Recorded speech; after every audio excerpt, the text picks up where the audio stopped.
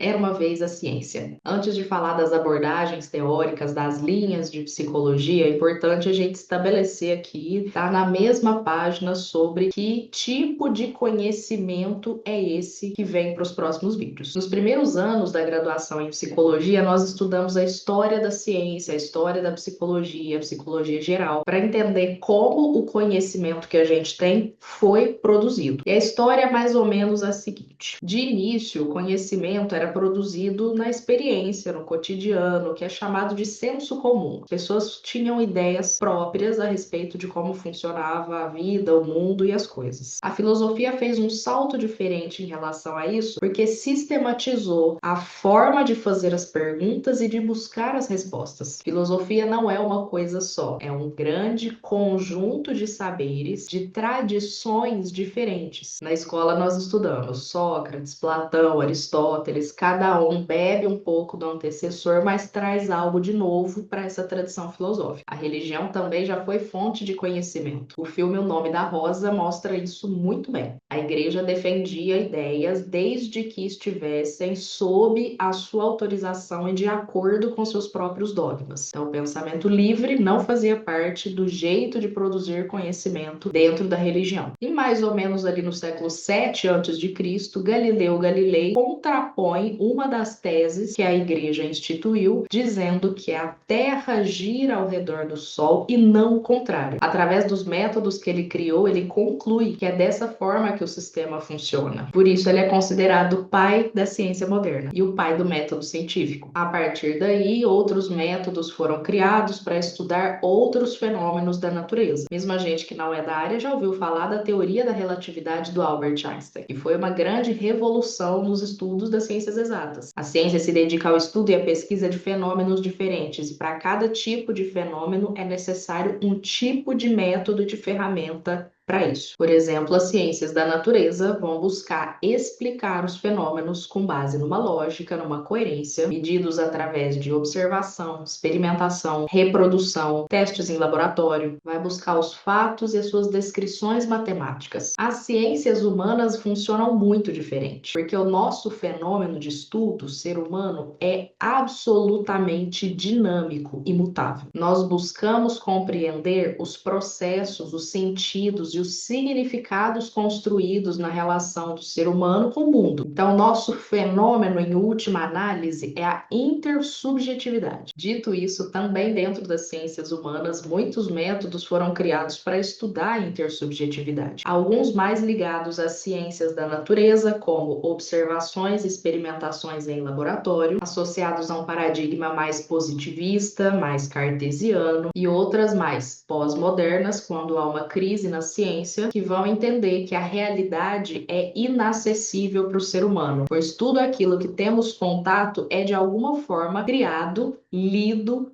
moldado, conformado pela nossa percepção, que não é neutra, nunca é neutra. Como os fenômenos humanos não são previsíveis, os conhecimentos que a ciência psicológica tem precisam ser constantemente revistos. E as teorias surgem da onde, então? As teorias são um conjunto de conhecimentos, conjunto de ideias que explica algum fenômeno humano, algum fenômeno psicológico e que tem validade científica. Como aqui a gente não tem tempo de ver em detalhe cada método, cada teoria, vamos ficar com uma metáfora da preparação de café. Imagina que o fenômeno humano, o ser humano, o universo psicológico do ser humano é o café, é o nosso objeto de pesquisa. Para fazer café, existem vários métodos de preparação. Tem o café coado, o de prensa francesa, o de filtro Ario V60, preparação turca e vários outros. As teorias mais experimentais têm um jeito de preparar esse café, que está mais ligado a tradições de observação, medição, experimentos em laboratório. A psicanálise criou e construiu o próprio método de fazer café, que é o método psicanalítico, baseado nas compreensões de inconsciente, de funcionamento da dinâmica psicológica, de transferência. A fenomenologia criou uma outra preparação de café, que é o método fenomenológico, que tem como princípio desvelar os fenômenos, numa relação relação em que não se separa sujeito e objeto, pesquisador e pesquisado. E dessa forma, as teorias psicológicas vão sendo criadas, elaboradas, revistas, refinadas e validadas. Para além disso, falando da psicologia como ciência e profissão no Brasil, ela é uma profissão regulamentada. Isso significa que ela precisa seguir uma série de regras para poder ser exercida. E essas regras existem não só para proteger os profissionais, mas principalmente para proteger a população que vai receber os nossos serviços. O Conselho Federal de Psicologia é o órgão responsável por fazer esse controle e a fiscalização da prática psicológica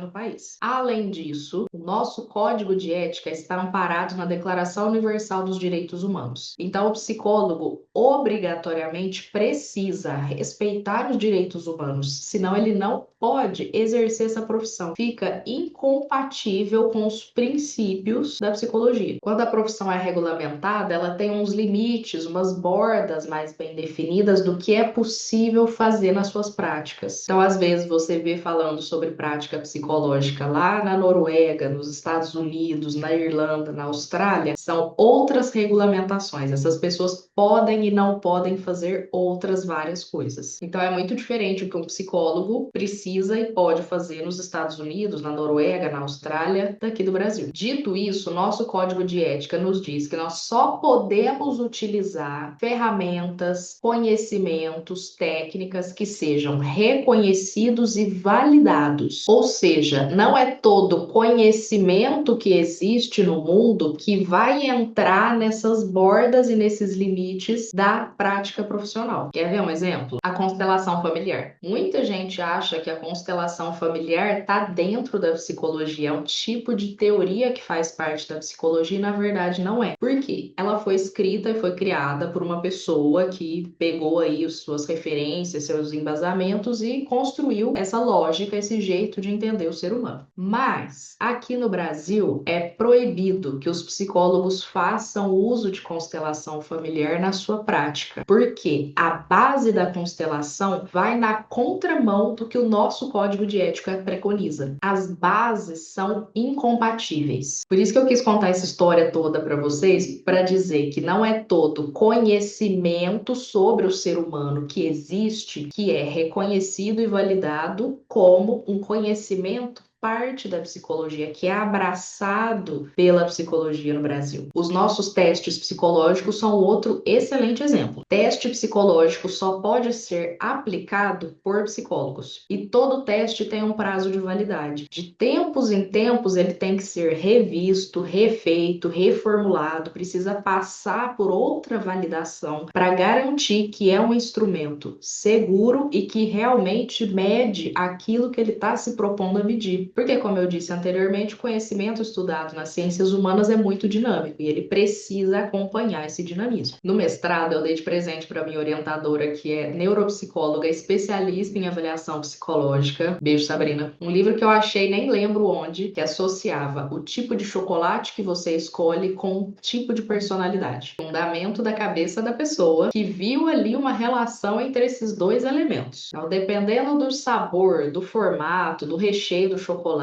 até do jeito que você dobrava o papel, isso diria alguma coisa sobre um traço de personalidade seu. É um conhecimento científico? Não. Um psicólogo pode olhar para isso e falar: nossa, que divertido, gostei, acho que eu vou começar a usar. Não pode, porque esse conhecimento não está reconhecido e validado por essas nossas bordas regulamentadoras. Qual é um jeito mais seguro, então, de saber qual conhecimento entra e não entra nesse rol, nesse campo da psicologia? Em primeiro lugar, as bases de dados. Se não tem artigos publicados sobre esse tema, sobre essa obra, sobre esse autor, se esse conhecimento não está sendo amplamente divulgado, discutido, já é o primeiro indício de que talvez ele não esteja aí dentro do campo das ciências. Um segundo caminho é ver o que pesquisadores de referência dentro de cada tipo de método de preparação de café têm publicado, têm falado, o que esses laboratórios de pesquisa, muitos dentro de universidades e de institutos sérios, quais comunicações eles têm feito. Eu não poderia terminar esse vídeo sem fazer também uma crítica importante. Apesar de estar aqui defendendo a ciência psicológica e o caminho tamanho e a história que ela tem, é preciso entender que em momentos da história o conhecimento científico também foi usado para fins nefastos, como na época da ditadura militar. Então, a ciência é um caminho que se pretende mais firme, mais seguro, para produzir um conhecimento mais assertivo e mais certo, mas ela também pode ser distorcida para interesses nefastos. É um sofrimento para a gente que é pesquisador, que é estudioso, tá sempre nessas linhas de debate de que conhecimento é seguro ou não é, que jeito que foi produzido, fazer críticas aos métodos diferentes. Mas eu espero ter esclarecido alguns pontos para vocês. Beijo na testa.